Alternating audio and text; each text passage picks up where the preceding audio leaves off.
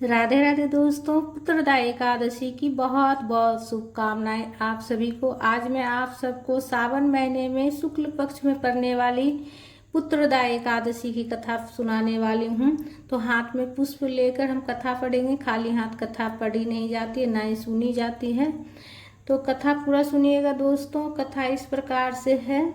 युधिष्ठिर ने पूछा, हे केशव, अब आप मुझे श्रावण मास के शुक्ल पक्ष की एकादशी की कथा सुनाइए। श्री कृष्ण जी ने कहा, हे राजन, द्वापर युग के प्रारंभ में महीमती नाम की नगरी में महीजीत नाम का राजा राज्य करता था। वह पुत्रहीन था, जिसके कारण वह हर समय चिंतित और दुखी रहता था। उसे अपना राज्य दुखदायी प्रतीत होता था, क्योंकि बिना पुत्र के संसार में इस लोक और परलोक दोनों में सुख प्राप्त नहीं होता है। इधर पुत्र की चिंता थी, उधर राजा की वृद्धावस्था दिन प्रतिदिन बढ़ रही थी। एक दिन राजा ने अपनी प्रजा को एकत्रित करके कहा, प्रजाजनों, मैंने आज तक अपने जीवन में कोई पाप नहीं किया है और ना अन्यायपूर्वक प्रजा से धन ही लिया है, और प्रजा का भी मैं सदैव पुत्र की तरह पालन किया है। अपराधियों को भी मैं पुत्र तथा बांधवों की भांति दंड दिया है। क्या कारण है कि इस प्रकार के धर्मयुक्त राज्य करने पर भी मैं महान दुख पा रहा हूँ? मेरी समझ में इसका कारण कुछ भी नहीं आ रहा है। राजा महीजीत के दुख का कारण जानने के लिए उसके मंत्रीगण अत्यंत चिंतित में होकर वन को गए।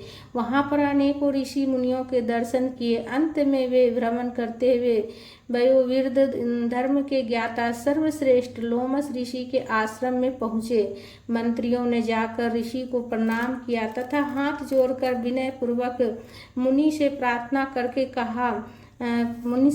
करके पूछा, हे देव, हमारे अहो भाग्य की जो हमें आपके दर्शन का लाभ मिला है। लोमश ने कहा, हे ब्राह्मणों, आपके सद्व्यवहार से मुझे अत्यंत प्रसन्नता हुई है। आप लोग अपने आने का कारण निसंकोच होकर मुझसे कहें।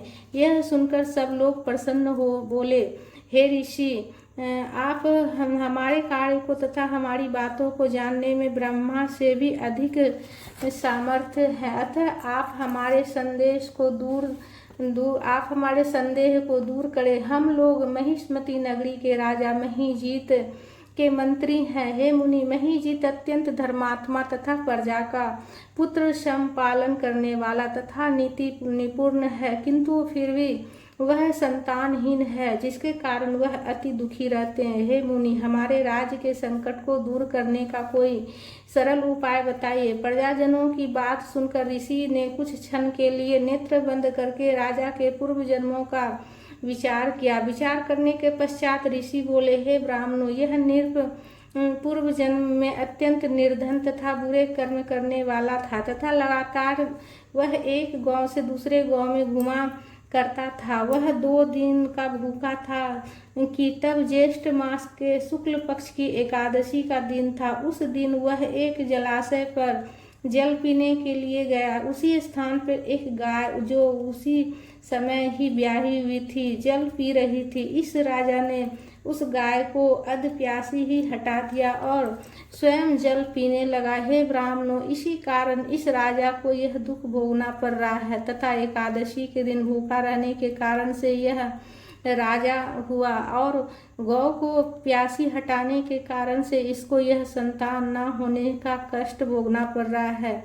मुनि की बात सुनकर सब लोगों ने कहा, हे देव, कृपा करके ऐसा उपाय बताइए जिसके करने से राजा के पूर्व जन्मों के पाप नष्ट होकर संतान की प्राप्ति हो। ब्राह्मणों की वचन सुनकर लोमस ऋषि बोले, हे ब्राह्मणों, यदि श्रावण माह के शुक्ल पक्ष की पुत्रदा एकादशी को राजा सहित तुम सब व्रत कर रात को जागरण करो और व्रत के फल को राजा के लिए संकल्प कर दो, तो राजा के अवश्य ही पुत्र उत्पन्न होंगे। इसमें तुम सबके तथा राज्य के समस्त दुख नष्ट हो जाएंगे। महर्षि लोमस के वचन को मानकर मंत्रीगण अपने नगर को वापस आए और उन सब ने श्रावण शुक्ल पक्ष की पुत्रदा एकादशी को लोमस ऋषि के बताए अनुसार विधि पूर्वक व्रत को करके उसके पुण्य का फल राजा को संकल्प कर दिया, जिसके पुण्य के प्रभाव से रानी ने गर्भाधारण करके 9 महीने पश्चात एक सुंदर पुत्र रत्न को जन्म दिया। हे राजन, इसलिए इस एकादशी का नाम पुत्रदा एकादशी हुआ। जो मनुष्य पुत्र की प्राप्ति करना चाहते हैं उन्हें इस पुत्रदा एकादशी का व्रत करके पुत्र लाभ उठाना चाहिए। इस दिन गुड़ का सागर लेना चाहिए। श्रावण पुत्रदा एकादशी कथा संपूर्ण हुई। हाथ में जो पुष्प है वो प्रभु के चरणों में समर्पित करेंगे। तो प्रेम से बोलिए विष्णु भगवान की जय। तो दोस्तों, कथा को ज़्यादा से ज़्यादा शेयर कीजिएगा, कथा को लाइक कीजिएगा, चैनल को सब्सक्राइब कर लीजिएगा। तीज त्यौहार सभी का वीडियो देखने के लिए चैनल को सब्सक्राइब कर लीजिएगा।